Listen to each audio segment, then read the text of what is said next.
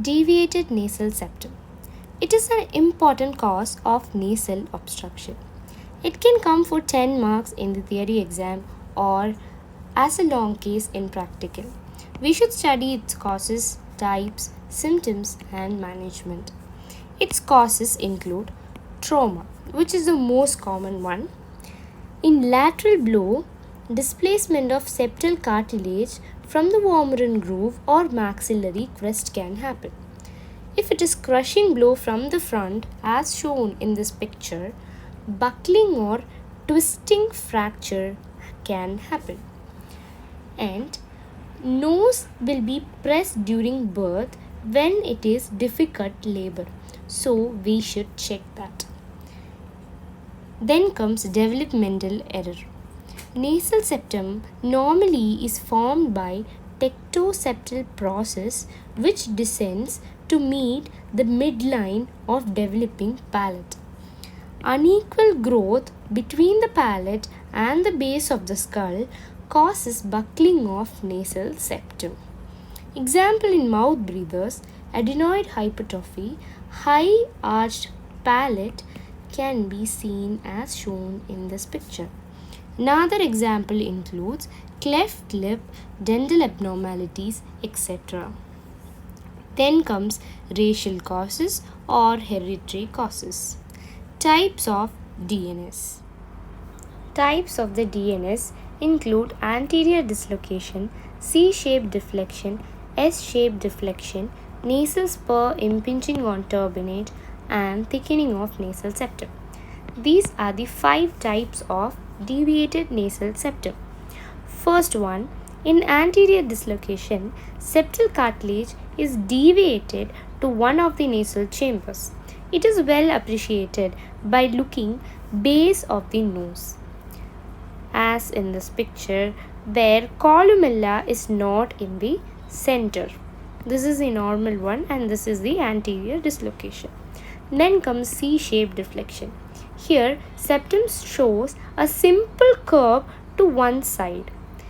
Here nasal chamber having concave side of the septum shows compensatory mechanism of inferior turbinate hypertrophy, and this chamber will be wide. In S-shaped deflection, there will be bilateral nasal obstruction due to the nasal septum. In nasal spur, it is a shelf-like projection formed between the junction of bone and cartilage, and this will be touching the lateral wall causing headache, and it also predisposed to epistaxis. Then comes thickening of nasal septum. This also forms hematoma.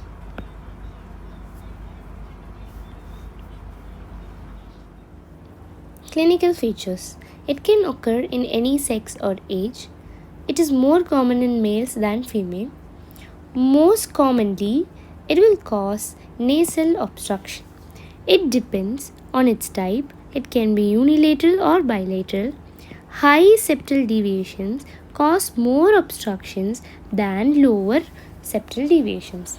Sites of nasal obstruction. These are the 5 cottals area. First one vestibular or caudal area. Second one at nasal wall. Third one atic. Fourth one turbinal, and fifth one choanal. And we'll now learn about Cottle's test, which is a very important topic which can be asked during viva and also in the theory. It is performed when nasal obstruction is seen in the nasal wall. We should first pull the cheek laterally while patient breathe.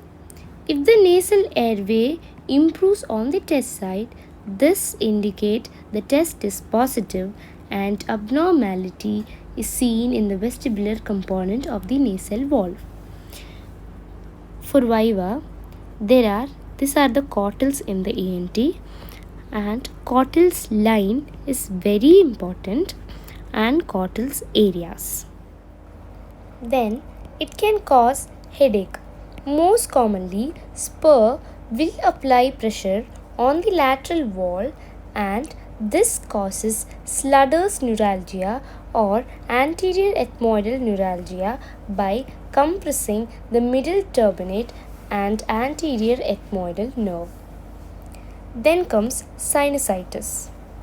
DNS will obstruct sinus ostia and will cause poor ventilation of the sinuses. This will predispose to sinus infection, sinusitis, or otitis media. This can also cause facial pain or dripping from the nose. Then it can also cause epistaxis. When the mucosa over deviated part of the septum is exposed to drying effect of air currents, then formation of crust will happen which on removal cause bleeding from the vessels over the spur.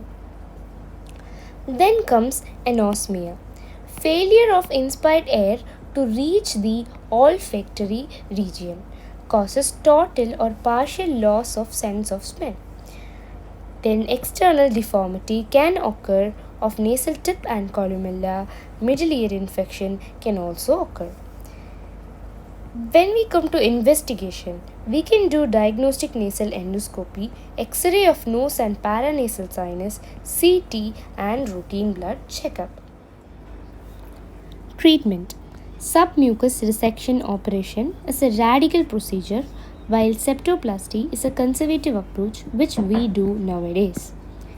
In SMR, adults were given local anesthesia and we elevate mucoperichondral and mucoperiosteal flaps on the both sides of the septal framework through an incision called Killian's incision which is 5 mm from mucopericutaneous junction. And we remove deflected parts of bony and cartilaginous septum and we will reposition the flaps. This procedure we can't do below 17 years. Then comes septoplasty, which is a conservative approach. Much of the septal framework is retained, only deviated part is removed. Rest of the parts are corrected and repositioned by plastic means. Here, only one side of the flaps are removed. That is through incision called Freer's incision. This can be done in any age group. We'll learn more about the surgeries in upcoming videos. Thank you.